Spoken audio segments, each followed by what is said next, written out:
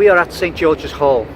I would say the front of St George's Hall, but that's the most common mistake everybody makes.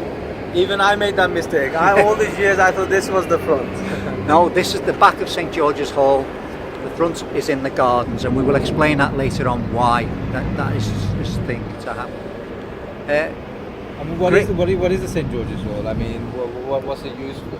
It's used for, it was originally used for courts, civil events, anything that's going on. It's a multi-task building, if you like. So it's Grade 1, UNESCO. It's within the UNESCO Heritage Site itself, which is the St George's Quarter. It's a Grade 1 neoclassical building itself. Where's the location? I mean, in terms of where is it within Liverpool? Right, on Lime Street, right opposite Lime Street Station. So just show them a little Lime Street. We'll go round. Yeah, there you go. People are selfish, they want to see everything. Okay, we're there. So behind us now. Where's Lime Street? Lime Street Station is right there. You come out of Lime Street Station, the first thing you will see is St George's Hall. And don't forget, it's the back. It's the back that you Hello, see in the front. how are you? Here you go, get them into the video. So there you go. There you go. Mate. We'll pause it now. Hello again, St George's Hall. How did it become about? Well, 1838, local council asked for a design for a new court. The old court at the back of us over there. Right, so Harvey Lonsdale Elms won the competition with this design of St George's Hall, but he didn't just offer a court, he offered them a music room, concert room, a great hall, multifunctional building in fact on one, and that's why it won the competition. Speak a bit Oh, more. okay. Abdus is reminding me that I need to speak a bit more louder, so I'm a bit of a novice in this, so bear with me. So Harvey Lonsdale Elms won the competition. He was a 25-year-old London architect. This is a brilliant building, but unfortunately construction started 1841, but Elms didn't live long enough to see it right through to the end. So Sir Charles Cockerell, he took over and was mainly for the interior design, because by then the outside of the building would probably have been up and the structure would have been up. Wrong hand. Have I stopped it? Yeah, yes I have. Stop. Okay, there, that's fine. Or is it still going? No, it's still going, but it's okay. There you go. So now it's Abdus' turn to take over. Here we go. Here we go. Back to my boring voice. In terms of the building, it's about 50 meters long, about just over 20 meters width, and just over 25 meters, height-wise. It's a spectacular building. Coming to the name of St George, as to why it's called St George. Well, St George is the patron and saint of England. He was a Roman soldier who lived apparently around 280 around modern day Turkey. The myth goes, when it comes to St. John himself, he came from a wealthy Christian family, by the way. He was a Christian by religion. The myth about St. John is that he's a knight who slayed the dragon. The tradition goes that he was traveling around what's modern day Libya, and he came across a village or a town where there was a dragon within a small lake who was plague infected, the dragon, and the dragon was killing the local people. And St. George, the dragon was killing the local people, so the king, or the ruler of the area, decided, in order to please the dragon, to give them like sheep or lambs. And then once that finished, sadly felt that they had to give the children. And in one occasion, it was the king's daughter that was to be eaten by the dragon. And when the king's daughter was being taken to the dragon, St. George, who was traveling at that time, apparently heard about the story and then went and killed the dragon. So that's the myth. And then in terms of St. George himself, he never ever came to England. He was never a knight as well. He was just an ordinary soldier. but he was made a patron of England, or patron saint of England, by King Edward III, around about the 14th century, I think it was 1327 or something. In terms of obviously picking a patron, you don't have to be from the country in order to be made a patron saint. You just have to embody a lot of the characteristics that the country is trying to actually portray to the outside world. So St. George then became a patron saint of England, but he's also a patron saint of many other countries. So for example, Portugal, Beirut, Palestine, Ethiopia. St. George is the patron saint there. So anyway, I'm going to hand you guys back to Uncle Danny, because he's going to talk more about the architecture of the place itself and this spectacular building. I mean, yeah, honestly, the video will never do it justice, but this guy will. So I'll let him take over. There you go, you've got it. Right, St. George's Hall consists of the main hall in there, which has a minton floor, but it is always covered over, so they can use the floor for different functions, weddings, parties, whatever's going on. At the moment, there is a naked wine tasting going on this afternoon, but they're not all naked, it's just what it's called. And then there's the courts. There's about 3 or 4 courts that's in there. Court 1, 2, 3. Yes, there is. There's a concert hall or concert room, which was first used by Charles Dickens to read out Christmas Carol. He read that first there in the hall. Now, outside, as we go round, we look back across to Lime Street, which used to be a hotel, but it's now the station. And as I said before, this is the back of St. George's Hall, due to there being graves there in front, and the smell from the graves would come in to the hall. So this is why this is the back. And St. George's Hall has the first air conditioning, if you like, and that is from the front in the gardens. Draws the air in, throws it all around the building. Do you want to mention about the graveyard, and did you mention about that? Yeah, and the lime. Where did Lime Street get its name from, possibly? Right, Lime Street is over that way, and there was lime kilns. Now the lime was then spread over the graves to stop the smell, and that's how Lime Street got its name. If you look over my shoulder, if I can get them in, the lions, 2 stone lions there. When I was a child, every day at 1 o'clock, a gun would be fired over in New Brighton, and we could hear it here. Everybody knew then it was 1 o'clock. But as a child, I was told that when the lions here outside St. George's Hall heard that gun, they would wag their tails. And as a child, you believe it. And I pass that on now to my grandchildren. So yeah, from his grandchild to myself now. In terms of the actual building itself, there are surrounding the building is so many statues. You got the statue of Queen Victoria, Prince Alfred as well, and this one here, which is quite prominent. I'll just go to him, or just to show you who he is. This here is Benjamin Disraeli. Benjamin Disraeli he was 2-time Prime Minister of England itself. So this is his statue, which is prominent at the back. Then further down where Uncle Danny is, I don't know if you guys can see it, is Major General William Earl. He was a 19th century officer, prominent officer, who was also born in Liverpool. So his statue is here, and there's various other statues. You've also got, for example, the Stable Fountain just across there. You've also got the column as well, Wellington Memorial, column. So there's and at the back, or at the front, as I should say, is more statues as well, and it's surrounded by this beautiful garden. And the statue of Benjamin Disraeli and William Earl was done by Charles Bell Birch, I think his name was, who was a London architect.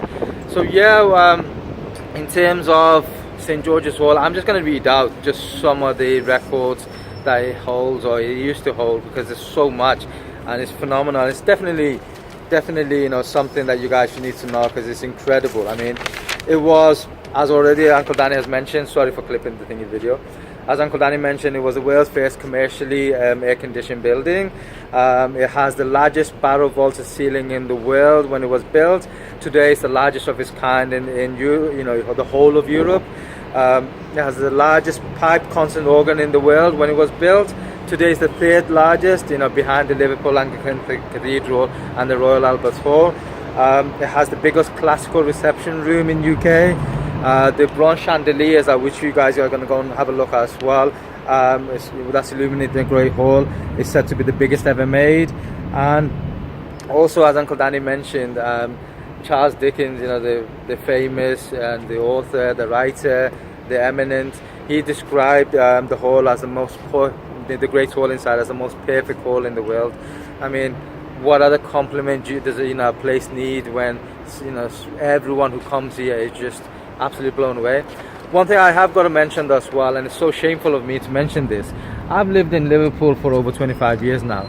I've never ever gone inside the St George's Hall. This is going to be my first time, and it's sad. It's shameful. It's embarrassing that we don't give places of our own city such respect that it deserves, and then we go to all over the world to look at other places and admire that, and our own city we don't give that, and I feel embarrassed that this is the first time I'm going here, but I'm very privileged to have Uncle Danny. You worked here, didn't you, as well? I worked here, yes.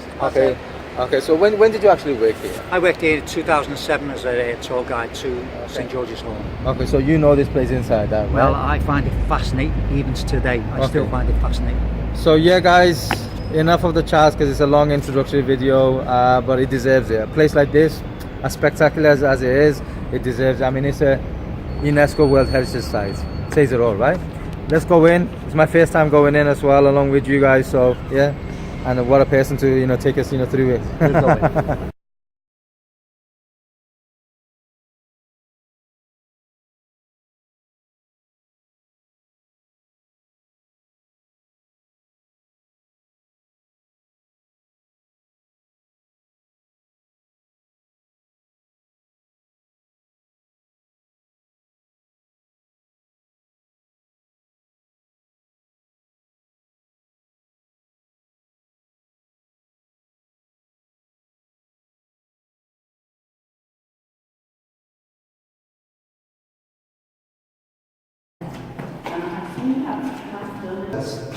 Well, these are the cells.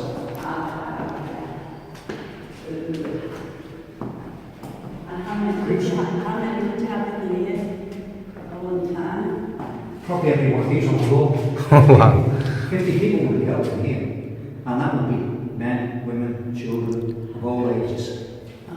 No, it's okay, don't worry. It's brilliant that you are in it. So, Wow. imagine being in here, waiting to go to court, Yeah. and knowing what you were going to get. It's crazy. Some of it got over, and there's some straight marks on the walls somewhere. These are supposed to be the air vents. Which is that, sorry? These things. Okay. But it doesn't make sense because you hold it up. Now, is that telling the prisoners who are coming into your cell? Yeah. You'll be next. 1 second, so that's the toilet, was it? Yeah, that would have been Okay. the toilet. Thank you for that. No problem. I'll come back in September. This is, as Uncle Danny mentioned, within the basement there was the prison cells itself. So you had literally the cells with the convicts and all that living here or being punished, waiting, for the judgment and being judged. And then a few meters down the line, looking down the hall itself, you had the concert hall and the conferences going on. So how mad is that? And how surreal is that? For when one person is hearing the death sentence, somewhere else, they're playing music, which is a bit ironical, but that's life, I guess. Kabhi khushi, kabhi gham, as we say. Sometimes happiness, sometimes sadness, part of life. If you look at that, that's the original wall, and there's loads of names on there. Is the original one. Treadmill. Why were they walking on a treadmill for? Oh, that's inside the prison itself. Inside the prison, we walk on the treadmill, Yeah. just to keep them Punished or mentally stable or? mentally. But nowadays, we saw that then as a real male punishment, but now they're doing it anyway because they're going to gyms in the prison. To exercise, right? Yeah. They would have to go to church. So every prison. In single seats. So they weren't allowed to fight or do whatever. Okay. Yeah. Fascinating. So go on, sorry, what was you saying? This leads to yourself? So Yeah, this leads to the cells. okay.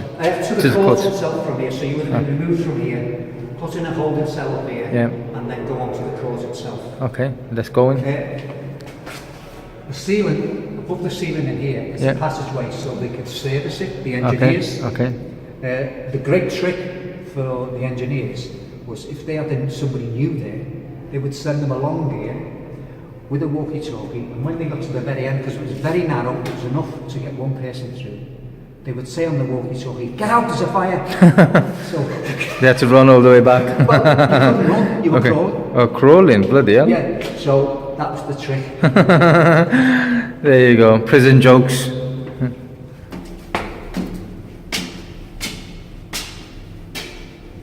Okay. That's just to keep them there while they're waiting, or? Yeah, Okay. they'd be brought up from downstairs, Okay. they tend to come to the court, okay. they'd be brought up Okay. and put in this holding cell. Okay. Interesting thing about this cell, Yep.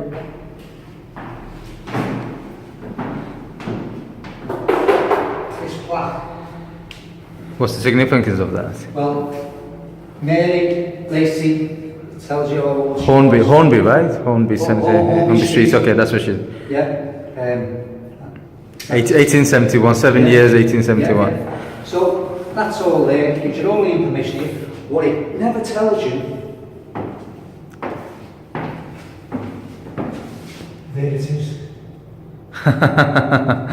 There's the actual straightening of hair and then. Wow, that's crazy. So she did that in 1871, did she? Yeah. My God. So that plaque there should be selling. That, it's there. And I think this wall is known as the Witness or Wigan Wall. That one there. This one here. Okay.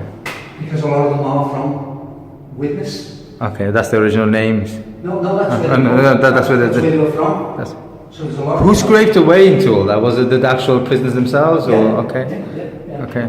Witness 2007 Witness. Okay. So they call that the Witness Wall.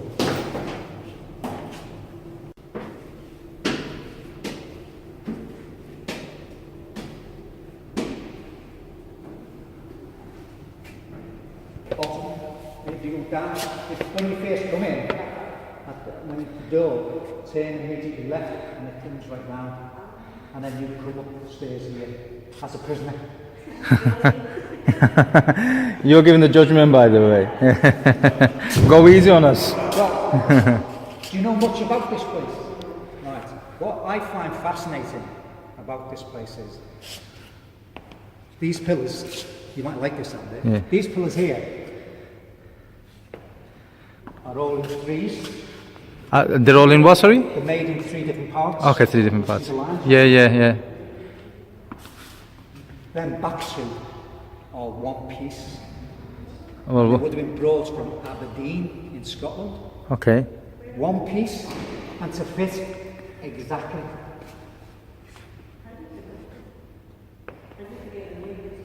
Must have been. Well, probably by boat, probably.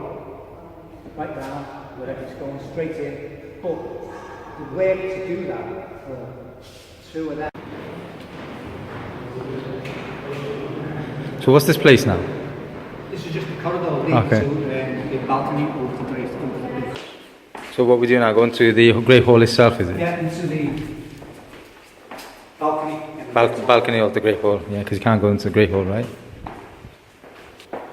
Wow, that's amazing. Oh my God, that is incredible.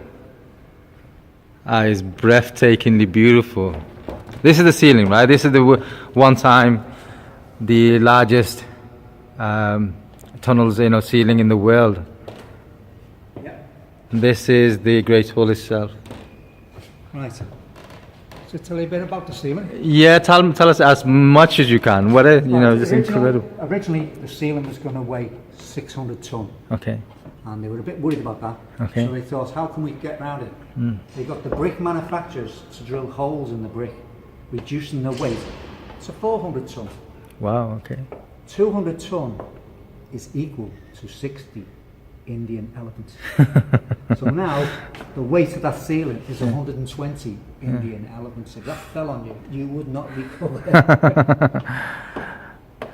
What's the artwork on the ceiling itself? What is all Again, that? it's just Various things to celebrate. coat of arms. Okay. Now, but the interesting one you should be looking at Yeah. is that angel over there. What are we looking at? So, significant- okay. Oh, the red and thing. Yeah. No, the angel right in Oh, the corner. angel in the corner. Oh, wow. Right. Okay. Because Sir Charles Cockle, who was the Interior designer, yeah. interior designer, he wanted everybody to remember his name. Okay. That angel has two faces. Okay. It's the angel with two faces. He reckoned if he's done his signature, once he'd done all this, that would always get painted over. Okay. But two faces won't. So if you look at her hair properly, at the Yeah. back, Yeah. there's another face. Wow, that's crazy. Yeah, you can see that. You can't see it in the video, but definitely, yeah, for sure. Okay, so that's his signature, is That's it? his signature of Sir Charles Cockle. It's amazing. Clever guy. There's your St. George. Yeah. There you go. There's the main man himself. His chandeliers all got Viking ships round, Yeah. with the star pointing to wherever they wish to go. Okay. Okay. Listen. The many lights are out because it costs that much to get a cherry picker in. Yeah. They leave it till it gets so set. Just mention that again. So if you look over there, that's the glass window that allows you to see a piece of the mincing floor. Okay. But when the mincing floor is on show, they take all that wooden floor. Floor. away. Okay. It will be revealed, but you would never be allowed to walk on it. You have to walk around where all the tables. What is the mincing floor? Can you just so for the people who don't know what mincing floor is, what is this? Mincing floor was made by the firm Minton. Okay. They was, it was like the Rolls Royce of their time. Okay. The best people who made Yeah. tiles. Yeah. And so they put the floor down as, Okay. as Minton. Okay. And one thing I'm mentioning to you guys is Thomas Milton, as Uncle Danny was saying, who's from Lancashire, who was the founder of the actual concept itself. It's a crazy little design. It's absolutely stunning and complex, and we will have the privilege of this wooden floor being revealed to showcase the Minton floor. About 30,000 tiles were used in order to create the spectacular design. Only opens once a year. This year it's going to be around about 3rd of August, I think. From 3rd of August, Friday 3rd of August to 12th of August. That's when there's going to be the big reveal. The council is making the intention to showcase the Minton floor in a yearly basis, so once a year. Cannot wait. I've seen photos and it looks breathtaking. I won't be able to add it to this video, but definitely you guys need to come and have a look at this. It's incredible, but this place is mind-boggling. For it? Yeah. There is the great organ, at one time one of the biggest organs in the world. And it still gets organ recycles. This place is absolutely... Okay guys, so we're here at the front entrance. So this is the front entrance, as Uncle Danny was mentioning. Just come from seeing the actual place itself. It is breathtakingly beautiful. I mean, what can you say? The level of architecture in 13 years, it took 13 years to build. I mean, I challenge any architect or engineer to come up with something as brilliant as that. It's amazing, and I am so happy and incredibly proud that I've actually gone into the building now. This is the gardens that's front of it as well, and then you've got the central library behind. And coming back to St. George's Hall, and to think that they were thinking of demolishing the actual place itself is it's criminal. It's ironic as well because it's got courts inside. If I had my ways, I'd punish the people there. But yeah, in 1984 it was closed and the courts were moved to Derby Square, and they were thinking about actually breaking the whole place, and it's only when Prince Charles stepped in that they decided to revamp it. So yeah, it was opened again in 2007 after spending something like 23 million in it, and Prince Charles he came and reopened it. So this is the emotional heart of Liverpool. This is where the St George's Hall, the brilliance of St George's Hall is when something major happens in Liverpool, this is where the people congregate. So for example, when John Lennon and George Harrison from the Beatles died, this is where people came to remember him. When Liverpool won the Champions League, Liverpool Football Club won the Champions League in 2005, this is where people gathered in order to celebrate it. And even when Liverpool was awarded the European Capital of Culture in 2008, Ringo Starr actually played in the roof. Ringo Starr, obviously from the Beatles, actually played in the roof there, and there was 50,000 people that was actually celebrating, the achievement. So it is absolutely incredible, and I'm so grateful to have someone like Uncle Danny, show me around. Obviously, he's incredibly passionate Scouser, and it showed in the video, and his level of knowledge is amazing. So yeah, a big lesson for me, big lesson for all you guys as well is, enjoy your own history. Enjoy your own history of the city that you're in, the town that you're in, the village that you're in, and go and search into it, because what magic lies in each building and each place is phenomenal. So yeah, peace and love. Hope you enjoyed it, and see you soon.